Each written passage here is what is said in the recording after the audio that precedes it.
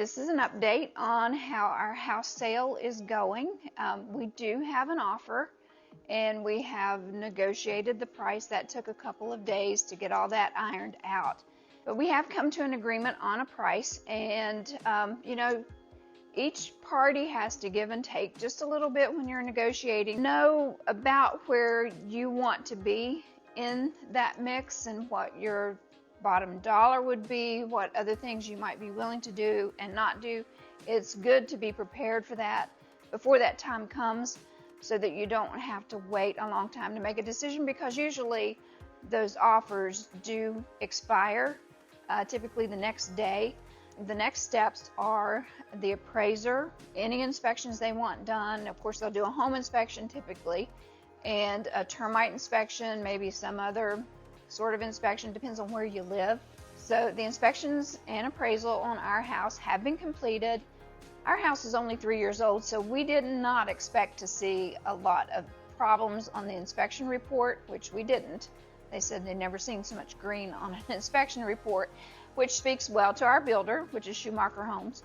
There were just a few little things that needed to be changed, and we could easily take care of that ourselves.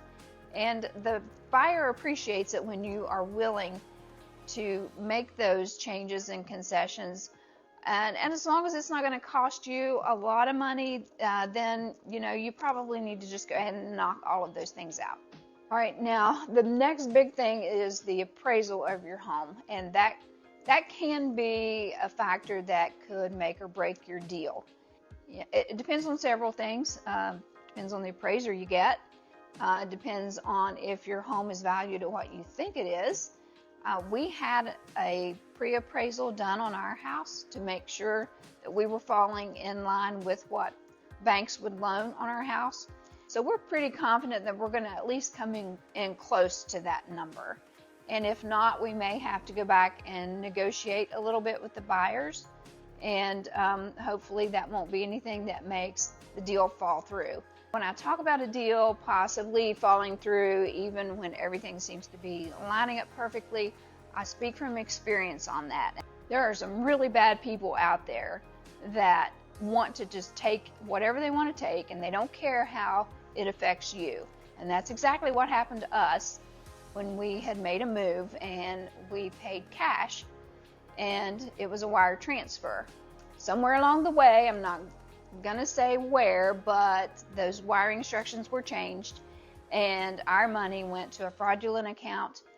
It was withdrawn within just a few minutes, all under $50,000, so that the FBI could not put a stop on it going out of the country. These people knew what they were doing, and all of our money was gone, just like that. Had no house, no money. But we don't always know what God has in mind. We don't see the big picture. We were made almost whole. We were about $8,000 shy of getting all of our money back, which we are extremely grateful for. That doesn't typically happen, but we had a great attorney. It took us a while to find him, but he specialized in wire fraud. It was such a devastating and just a horrible time. But I remember the Sunday after it happened, at church we were singing a praise and worship song that somewhere in it said, "What man meant for evil, God meant for good."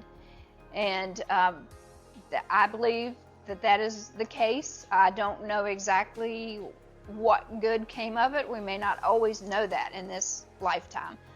But I trust that, God's got the bigger picture.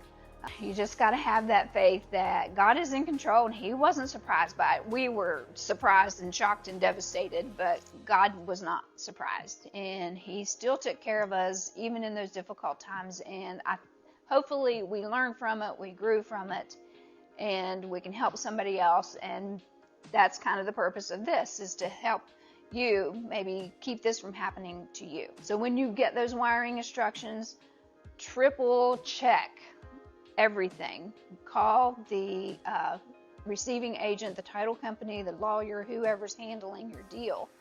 Call them directly. Look their phone number up on the internet. Don't go by any phone numbers that are in emails. You want to make sure that you have the correct information, everybody has the correct information, so that this doesn't happen to you. Now, our buyers wanted to meet us. There's pros and cons to meeting your buyers.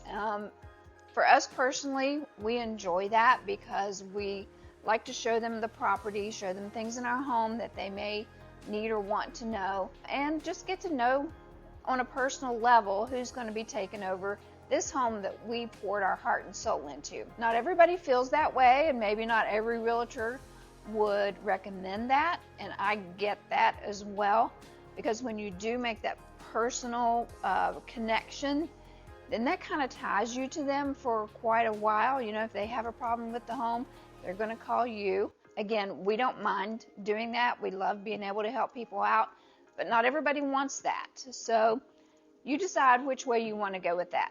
Our buyer has asked for early possession because their things are coming from another state and they want to just move it straight into this house instead of having to put it in storage somewhere. Plus, they've been in an Airbnb for a couple of months and they are ready to get settled and into a house. All right, so now we've got to think, what's next? When we move out of here, where are we going? That's always the big thing. You know, we don't have somewhere nailed down right now because we can't find exactly what we're after out there. But our son does have 60 acres, and he has offered to let us put a home on his property, which that's the way we are leaning right now. But we don't want to do that until we close on this house. So we're kind of making plans in that direction, but nothing concrete, nothing absolutely solid. And it depends on your situation. You may have already found a home that you want to move into and you've done a contingency plan on it, that kind of thing. We just didn't want to put money down on something just in case this deal falls through. You just don't know until that check is in your hand. Now, lucky for us, my brother and his wife have decided to take a 3-month trip to Alaska in their RV. So they need somebody to stay in their home and take care of it while they're gone for 3 months. They don't want to leave their house sitting empty for that long. So it works out perfectly for us to move in there, take care of their house, plus that gives us time to figure out where we're going to go. And that way we don't have to make a rash decision, a knee-jerk decision. We want to be able to think this through clearly because hopefully this is going to be our last move. So the next video I bring you hopefully will be in a couple of weeks and will be to tell you that the deal is done, the money's in the bank, and take you on the next part of this journey of where we're going to go, what we're going to do. If you don't want to miss that and want to follow along on this journey, then be sure to hit that subscribe and notification bell. I do plan to put each video in order here as it happens. If that video is not ready yet, then I'll put something else over here that you may want to take a look at. Thanks for following along with me on this, and I will see you in the next video.